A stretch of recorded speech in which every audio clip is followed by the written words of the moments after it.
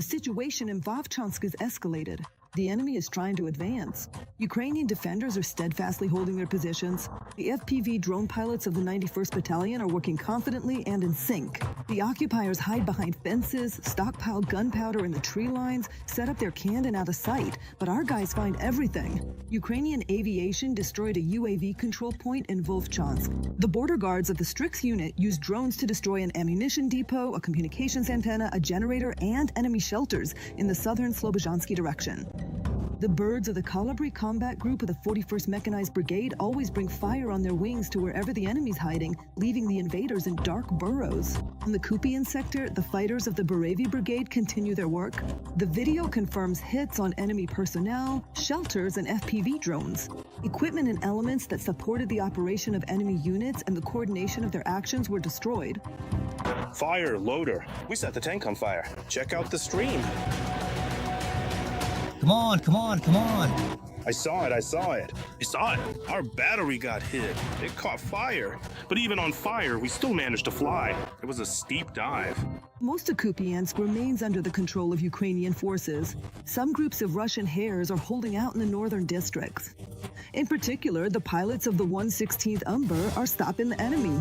I refute those rumors and stories that Kupiansk is already under the Russian Federation. No, that's not the case. They come in groups. The groups get lost, the groups get broken up, they start scattering in all directions, they either get captured or are eliminated on the spot. To the north and northeast of Kupiansk, the soldiers of the 151st Mechanized Brigade are repelling enemy attacks. Up to 40 assaults per day are being stopped by our soldiers in the Lyman area. In small groups, the enemy is trying to gain a foothold on the outskirts of Lyman. There is no breakthrough by the Russians here, according to the 3rd Army Corps. In particular, the 60th and 63rd Brigades are not allowing the enemy to enter the city. This is a video of their work. After the strikes, the enemy group loses not only its combat capability, but also the ability to identify its losses. The 3rd Corps continues to hold the defensive line at the positions it has taken. I want to thank the Russian war correspondent Timofey Yermakov. On his Telegram channel, he talked about our positions. Thanks to this, the Ukrainians found us and took us prisoner instead of killing us. Timothy, you saved our lives.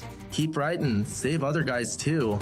The enemy's logistics in this direction are also being targeted by the fighters of the Sigum unit of the 53rd Mechanized Brigade. Trucks, UAV vehicles, ATVs, motorcycles, they take apart everything that gets in their way. And the 93rd Brigade, Kolidny Yar, showed how a ground drone saves its iron comrades. The occupiers are hunting our UGVs.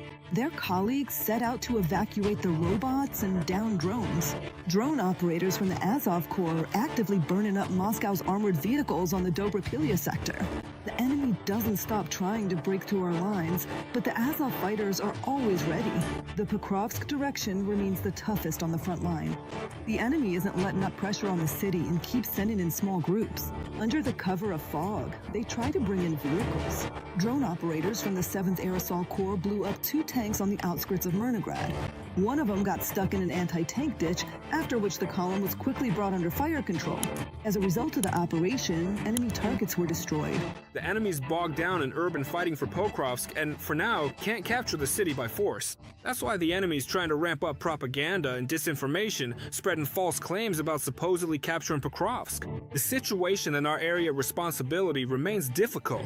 The enemy's actively assaulting the northern part of the city. Our soldiers continue to carry out their mission to defend Pokrovsk, holding back the Russian advance. Every operation carried out by Ukrainian defenders in Pokrovsk is an example of extraordinary bravery. These are images from the Special Operations Forces fighters. Despite heavy shelling of industrial sites and the enemy's attempts to gain a foothold there, SOF operators eliminated 3 occupiers who advanced to their planned position. The guys were controlling the sector with the landing area. No one got through. Of course, they're right here. There was some kind of cover there, maybe a basement, maybe something else. It needs to be checked. In another area, a tactical group carried out a sweep at an industrial facility. During aerial reconnaissance, operators spotted the enemy who had infiltrated the mine's territory. After waiting for favorable weather conditions, the group set out to complete the mission. Next came precise actions according to the planned scenario and with the support of UAV teams. Without any losses and having achieved their objective, the SOF soldiers returned to base. With faith in our soldiers, Tatiana Lipvin, Inter, details for the United News. The publication Bild has reported the complete occupation of Pokrovsk. However, the General Staff of Ukraine has made an important statement. Despite Bild's report of the full occupation of Pokrovsk, the armed forces of Ukraine continue to hold the city and are engaged in active combat operations, preventing the occupiers from advancing.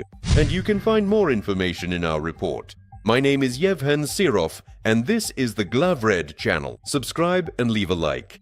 Let's get started. The information spread by the German publication Bild about the complete capture of Pokrovsk by Russian forces does not correspond to reality. The situation in the city remains difficult. Fighting continues. This was reported in a comment to Ukrinform by Dmytro Likovy, an officer of the main communications directorate and spokesperson for the General Staff of the Armed Forces of Ukraine. He noted that the position of the Ukrainian command remains unchanged.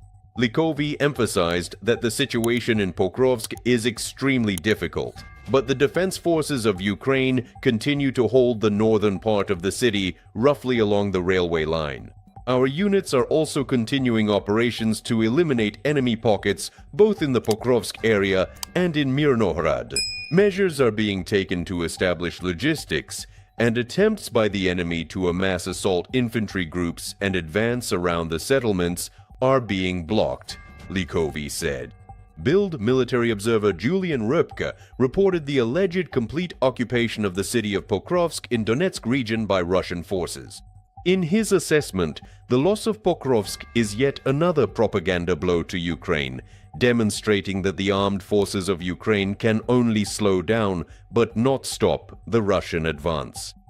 According to Röpke, the city has already lost its strategic significance for Kyiv, since the routes to it are either destroyed, blocked by drones, or lead to occupied territories. For Russia, capturing the ruined city is a tactical success. The Kremlin needs a fortified area near the front where troops, including heavy tanks and artillery, can be stationed. Pokrovsk could serve as a springboard for further advances westward toward the Dnipropetrovsk region, the article states. Röpke notes that control over Pokrovsk allows Moscow to cut off logistical routes to the neighboring Mirnohrad, which is still partially held by Ukrainian forces, and its capture by Russia is only a matter of time.